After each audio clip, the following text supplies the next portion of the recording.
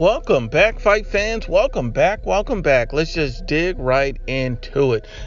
Mikey Garcia has already stated in an interview that he sees himself beating Errol Spence Jr. and in his mind that, he's already beat him multiple times. And this is according to an interview he did with the Ring Digital. I believe that Mikey Garcia has an elite level skill set. I believe Mikey Garcia, the one thing that they talk about with Errol Spence and Mikey is it's not that, Mikey can't beat Errol Spence. It's just because everyone fears that the size and the move up 2 weight classes against Errol Spence will be too much.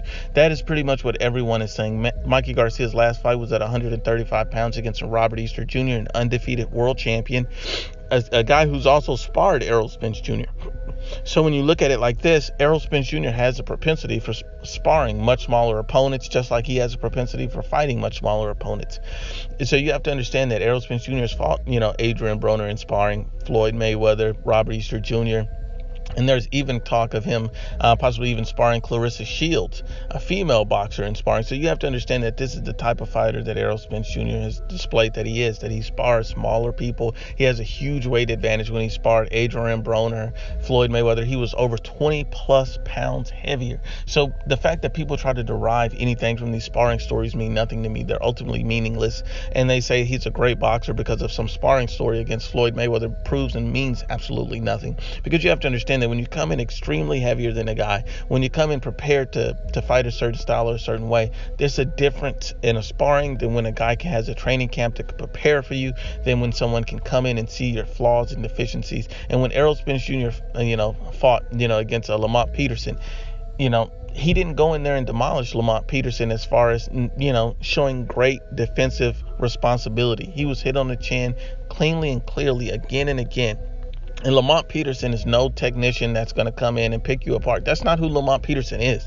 And that's exactly what he did to Errol Spence as far as picking his chin apart, round after round. His shots were just not effective. He had no mustard behind him. He could not hurt Errol Spence Jr. Therefore, Errol Spence Jr. continued to walk him down because Lamont Peterson basically displayed a low IQ and fought in the pocket for way too long. Now, one interesting comment that I got from Jarrell Scott a few days ago is basically stated, Mikey Garcia has the hype. You actually think it's a 50-50 fight? That says it all. And so I really wanted to respond to that a lot. And, for some people to think that Mikey Garcia is the one hype. Is Mikey Garcia the one hype? Is Errol Spence Jr. not? Well, let's just break it down. Mikey Garcia has defeated 2 undefeated world champions in 2 different weight classes back to back. Has Errol Spence Jr. done that? Absolutely not. Is Errol Spence Jr. a 4-division world champion? Absolutely not. And does Errol Spence Jr. has elite level boxing skills? Absolutely not. It has Errol Spence Jr.'s biggest win of his career, that he stated was his biggest win of his career, was against a Chris Algieri who had already been stopped. A Chris Algieri who's looked atrocious. A Chris Algieri, who's already been dropped multiple times by, Manny Pacquiao. Is that your biggest win of your career? Because that's what he said his biggest win of his career is, Chris Algieri. And let's be honest and unbiased. We all know that Kell Brook is the biggest win of his career, but there's an asterisk by it. That's why he can't celebrate that as his win. And I'm sorry, Chris Algieri hadn't been stopped before. Chris Algieri had already taken multiple losses to Amir Khan, Manny Pacquiao, and then he was stopped for the first time in his career by Errol Spence Jr. Let me just clear that up. But let's be honest. Chris Algieri is no top-level fighter. He does not have elite-level skills, and he's basically slightly above the level of a bum. Slightly.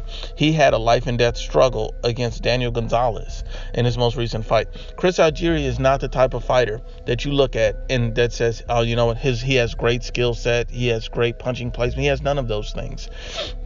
And, you hear these biased guys like he doesn't know his sport come out and say, Errol Spence Jr. has technical punching placement. But let's be honest and unbiased. Errol Spence Jr. is going to look fantastic as far as being the bum slayer, because that's what he is. He's fighting guys with asterisks on their name. He's fighting a Chris Algieri who's basically a bum. He's fighting Lamont Peterson, who's not a good or elite level fighter and who has shown a low IQ, especially with his game plan. He also fought a broken Kell Brook, a Kell Brook who's weight drained, coming off a knockout loss and an eye surgery. And these are the wins that you say that makes Errol Spence Jr. a great fighter. These are the wins. But how is Mikey Garcia hyped when he's fighting opposition that's undefeated for world titles in different weight classes? Mikey Garcia continues to prove to the world that he's a special fighter. He's shown power in each and every weight class. They say, well, you couldn't knock all these guys out. That's a casual fanboy statement. And the reason why it's a casual fanboy statement is because Mikey Garcia is not going to take a risk that's unnecessary. If he knows that he's won the vast majority of the rounds, why would he take an uncalculated risk to try to get someone out of there when it's not needed? He clearly beat Adrian Broner every round in that fight. So why would he go out and try to risk himself and be vulnerable for a knockout? That makes no sense. Trying to get a knockout, searching for a knockout, that's pressing too hard. That's going against your instincts as far as being an elite level boxer with a high ring IQ. This is what Errol Spence Jr. does fight after fight. He presses for the knockout because he needs to look impressive, because he knows he's not going to outbox the guy. He was losing early rounds against, Kell Brook. And so that's why he kept pressing the action, because he wanted to break him down, wear him down, and win the fight with a stoppage.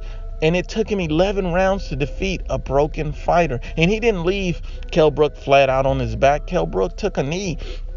So let's be honest and unbiased when we look at it. He didn't even destroy this guy like people say he is. It's all an asterisk by his name, and there's so much to be proven from Errol Spence. That's why I think this fight is 50-50. That's why I think it's so close. Errol Spence Jr. has yet to prove what level he truly is on.